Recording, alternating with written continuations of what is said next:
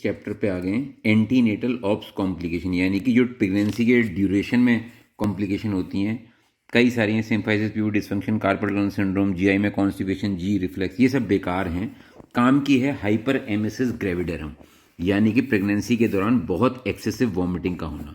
Nausea and vomiting pregnancy are extremely common. 70 to 80% women experience these symptoms early in the pregnancy, and approximately 30% of pregnant patients are absent from work on at least one occasion through nausea and vomiting. Although symptoms are often most pronounced in the first trimester, they are by no means confined to it. Similarly, despite common usage of terms, morning sickness in only a minority of cases are the symptoms solely confined to the morning. Nausea and vomiting in pregnancy tend to be mild and self-limited and is not associated with adverse pregnancy outcome. Hyperacid gravidarum, however, is a very severe and intractable form of nausea and vomiting that affects 0.3 to 2% of pregnancies. It causes imbalance of fluid, electrolyte, disturbance nutrition intake. वो ये सब common बात है। जब बार बार vomiting होती रहेगी क्या होगा? अगर बहुत ज़्यादा होगी रिस्क हो सकता है प्री टर्म बर्थ का, लो बर्थ बेबी का।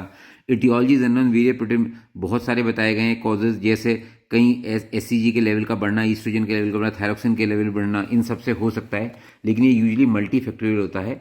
अच्छा जी, इसकी वजह से विटामिन की डेफिशिएंसी हो जाती है, पर्टिकुलरली B1, जिसके से वर्निक सेंसिबलोपैथी है, इंट्रैक्टेबल रैचिंग हो सकती है, जिससे ईसोफेजियल ट्रॉमा, बार बार वॉमिटिंग हुई तो ईसोफेगस का लोअर एंड रप्चर कर सकता है, जिसे मेलोरीविस टीयर भी बोलते हैं। ट्रीटमेंट है फ्लूइड रिप्लेसमेंट करो, थायजाइन सप्लीमेंट्स करो, एंटीएमेटिक फिनोथाइजिन दे सकते हो, और कई बार पेशेंट को कॉर्टिकोस्टेरॉइड भी ट्राई कर सकते हो। ये सब बेकार की बातें, वेरिकोज वेन, इडीमा, ये सब बकवास हैं। हाँ, अब फाइब्रोमायम की बात करें। फाइब्रॉइड वैसे तो हम जब गायनी पढ़ेंगे फाइब्रॉइड्स के बारे में पढ़ेंगे, लेकिन ये है प्रेगनेंसी में हम फाइब्रॉइड्स की बात कर रहे हैं। Fibroids complete the tumour in the anterior wall of uterus, ये एंटीरियर वॉल ऑफ यूट्रस है, has been drawn up and out the pelvis at the lower stamen, but the fibroid be rising from the cervix remains in the pelvis and ऑब्स्टल।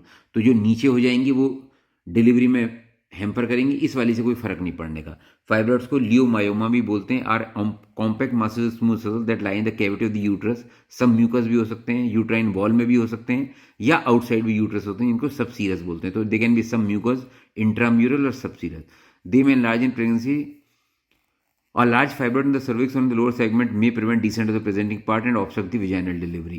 Rare degeneration is the commonest complication of fibroid in pregnancy. As it grows, the fibroid may become ischemic, which manifests clinically as acute pain, tenderness of the fibroid, and frequent vomiting. If these symptoms are severe, it may precipitate uterine contraction, causing miscarriage or preterm labor.